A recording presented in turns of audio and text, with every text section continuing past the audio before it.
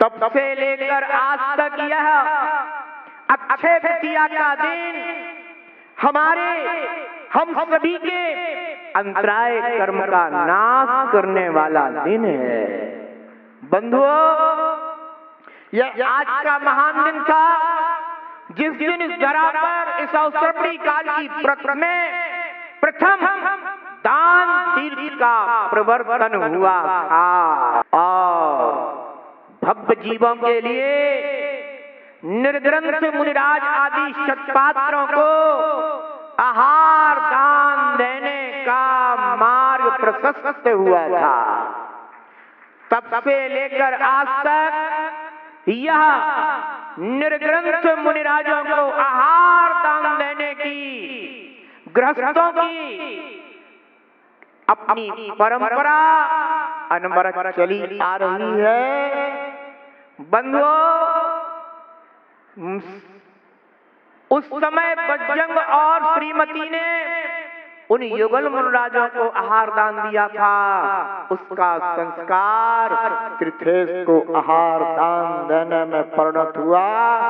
वो भव्य आत्माओं, आप भी अपने इस मानव पर्याय में करने योग्य श्रावक के षट कर्तव्यों का पालन करते हुए जब निर्ग्रंथ मुनिराज आदि सत्पात्रों को आप अपने हाथ से आहार दान देते हैं, वह आहार दान आपका व्यर्थ नहीं जाने वाला। जहाँ आपके इस पर्याय को सार्थक करता है, वही ना जाने किन तीर्थंकर भगवंत अथवा तद्भव मोक्षगामी भक्त जीवों के लिए आपके लिए आहार दान देने का सौभाग्य प्राप्त कराएगा। बंधुओं, आज का यह अक्षय तृतीया पर्व का दिन आप सभी के जीवन में दान तीर्थ का प्रवर्तन करने वाला हो और यदि सामर्थ्य हो तो निर्ग्रंथ दीक्षा अंगीकार करके उस दान को ग्रहण करके और आत्म साधना पूर्वक निर्वाण पद को स्वीकार करके मुक्ति को प्राप्त करना धन्य है वे भव्य जीव जो धर्म तीर्थ और दान तीर्थ का प्रवर्तन करने वाले हैं और भव्य जीवों के कल्याण में निमित्त बनते हैं। हम सभी अपनी इस पर्याय की सार्थकता को समझें, अपने कर्तव्यों का बोध करें और इस जीवन को सफल करें। इसी भावना के साथ आदिनाथ आहार हुआ, दान तीर्थ उद्धार हुआ, अक्षय तृतीया पर्व महान, धरती पर जयकार हुआ। श्रीयान से राजा हो, श्रीयान से राजा, शुभ पुण्य को पाए रे। जीवन है पानी की बूंद, कब मिट जाए रे। जीवन है पानी की बूंद, कब मिट जाए रे। होनी अनहोनी हो, होनी अनहोनी, कब क्या घट जाए रे। जीवन है पानी की बूंद, कब मिट जाए रे। जीवन है पानी की बूंद, कब मिट जाए रे। जीवन है पानी की बूंद, कब मिट जाए रे। धन के धार्मिक श्रावक जन, देवाराधन जिन पूजन। धन के धार्मिक श्रावक जन, देवाराधन जिन पूजन। पुण्य प्राप्ति हेतु करें, पुण्य प्राप्ति हेतु करें उत्तम कार्य अहो प्रतिदिन। पुण्य प्राप्ति हेतु करें उत्तम कार्य अहो प्रतिदिन। भव समुद्र में तारण जन, जो सुपात्र जन है मुनि जन। भव समुद्र में तारण जन, जो सुपात्र जन है मुनि जन। चार दान देना इनको, चार दान देना इनको, है श्रावक का उत्तम गुण। चार दान देना इनको, है श्रावक का उत्तम गुण। सतपा दानी हो सतपात्र दानी उत्तम सुख पाए रे। जीवन है पानी की बूंद कब मिट जाए रे। जीवन है पानी की बूंद कब मिट जाए रे। हानि अनहोनी हो हानि अनहोनी कब क्या घट जाए रे। जीवन है पानी की बूंद कब मिट जाए रे। जीवन है पानी की बूंद कब मिट जाए रे। जीवन है पानी की बूंद कब मिट जाए रे। जय दुजनागम पंथो अनादि अनिधन जिनागम पंथ। तीर्थंकर भगवंत की दिव्य ध्वनि जिन श्रुत है जिनागम है। जिनागम में वर्णित आत्म कल्याणकारी मार्ग आत्मितकारी पंथ जिनागम पंथ है। परस्पर राग द्वेष को बढ़ाने वाले आगम बाह्य पंथ उन्मार्ग हैं। बीत रागता को देने वाला परस्परोपग्रह जीवा नाम का प्रतीक जिनागम पंथ सन्मार्ग है। कभी कभी कोई भवजीव प्रश्न पूछता है, गुरुदेव हमारा जिन पूजन का नियम है, जिनेंद्र देव की अर्चना आराधना का नियम है,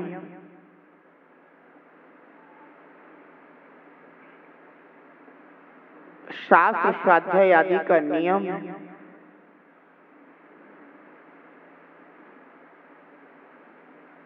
और भी अन्य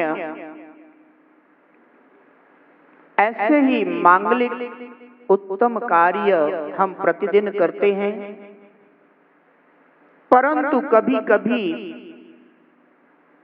जब नगर में या नगर के बाहर सत्पात्र जन सुपात्र जन विहार करते हुए आते हैं या विहार कर जाते हैं, उस समय हम सत्पात्रों के लिए दान आदि देने के लिए उपस्थित होते हैं, तो हमारे कभी कभी कुछ कर्तव्य छूट जाते हैं। हमें ऐसे समय में क्या करना चाहिए? आचार्य भगवान पद्मनंदी स्वामी इस 7वें छंद में कुछ ऐसा ही समाधान कर रहे हैं। आइएगा देखते हैं। देवाराधन पूजनादि बहुसु व्यापार कार्येषु सत् पुण्योपार्जन हेतुषु प्रतिदिनं संजायमानेष्वपि संसारार्णवतारिणे प्रवहणं शतपात्रमोदेस्यत् तद्देशवृत्तिधारिणो धनवतो दानं प्रकृष्टो गुणः। यद्यपि धनवान और धर्मात्मा श्रावकों के श्रेष्ठ पुण्य का संचय करने वाले जिनेंद्र देव की आराधना, सेवा, पूजन, प्रतिष्ठा आदि प्रतिदिन अनेक उत्तम कार्य करने होते हैं, तथापि उन सब उत्तम कार्यों में संसार समुद्र से पार करने में जहाज के समान ऐसे श्रेष्ठ मुनि आदि पात्रों को जो दान देना है, वह उन धर्मात्मा श्रावकों का सबसे प्रकृष्ट गुण, प्रधान गुण, उत्तम गुण कहा है। इसलिए भव्य श्रावकों को सदा उत्तम आदि पात्रों को दान देना चाहिए। बंधुओं,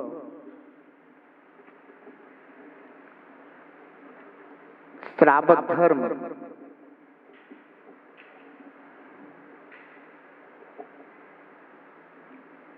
गृहस्थ जीवन व्यतीत करने वाले जीवों के लिए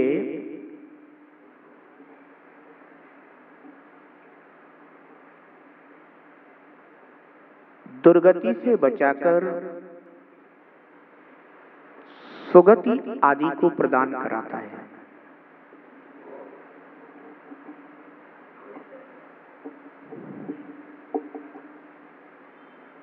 इसीलिए श्रावक प्रतिदिन अपने कर्तव्य पालन में रहता है।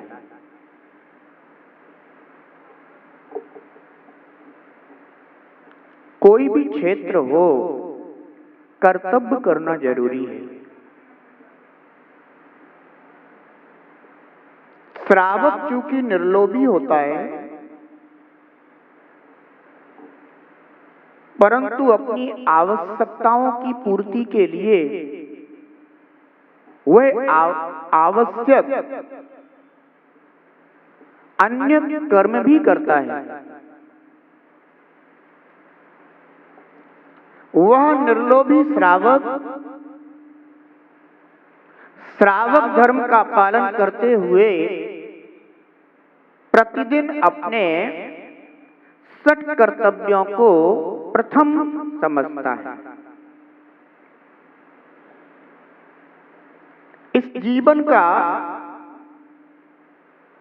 कोई भरोसा नहीं है,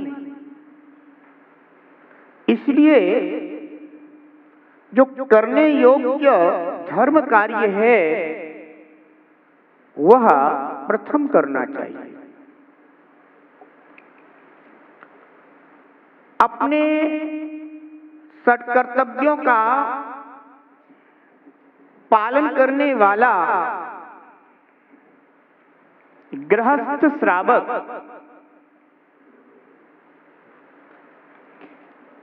सर्व कार्यों को छोड़कर प्रतिदिन जिनेंद्र भगवान की आराधना करता है, जिन्होंने राग, द्वेष, मोह आदि विकारी भावों का परित्याग कर दिया है, नाश कर दिया है। ऐसे वीतरागी प्रभु की आराधना, पूजा, उपासना करने के लिए, सेवा करने के लिए श्रावक प्रतिदिन उपस्थित होता है।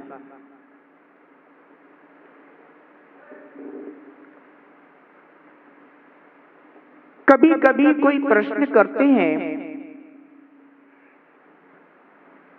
कि अरिहंत परमात्मा तो अपने संपूर्ण कर्मों का क्षय कर सिद्ध लोक में विराजमान हो गए हैं, वो तो कभी यहां आते ही नहीं।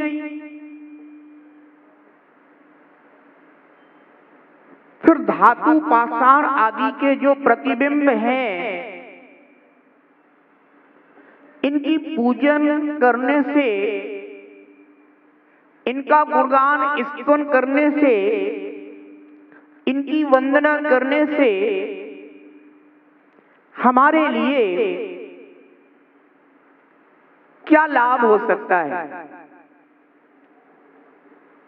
हम तो साक्षात अरिहंत परमात्मा की ही आराधना करते हैं,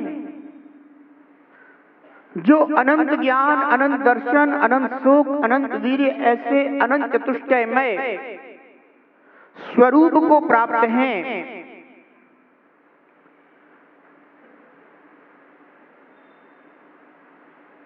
उनकी पूजा आराधना करते हैं। धातु पाषाण के बिंबों की पूजा करना योग्य नहीं है। और वैसे भी अरहंत भगवान तो कभी अपनी पूजन चाहते भी नहीं है, इसलिए उनकी पूजा करने से क्या फायदा है। बंधुओं, लोक में इस प्रकार का भी विचार करने वाले, चिंतन करने वाले जीव हुए। कभी कभी तो यहां तक भी कह दिया गया कि क्या जिनेंद्र, क्या तीर्थंकर देव ने ग्रस्त अवस्था में पूजन की है? क्या वो पूजा करते थे? और वो पूजन नहीं करते थे तो हम क्यों करें? विचारने वाली बात है। कहां तो तीर्थेश और कहां आप। लोक में कहावत है ना कि कहां राजा भोज और कहां गंगू तेली। बंधुओं, तीर्थेश जैसे महान अभ्युदय को प्राप्त होने वाले और उसी पर्याय से निःश्रेयस सुख को प्राप्त होने वाले, उनसे अपनी तुलना किसी भी प्रकार से सम्यक नहीं है।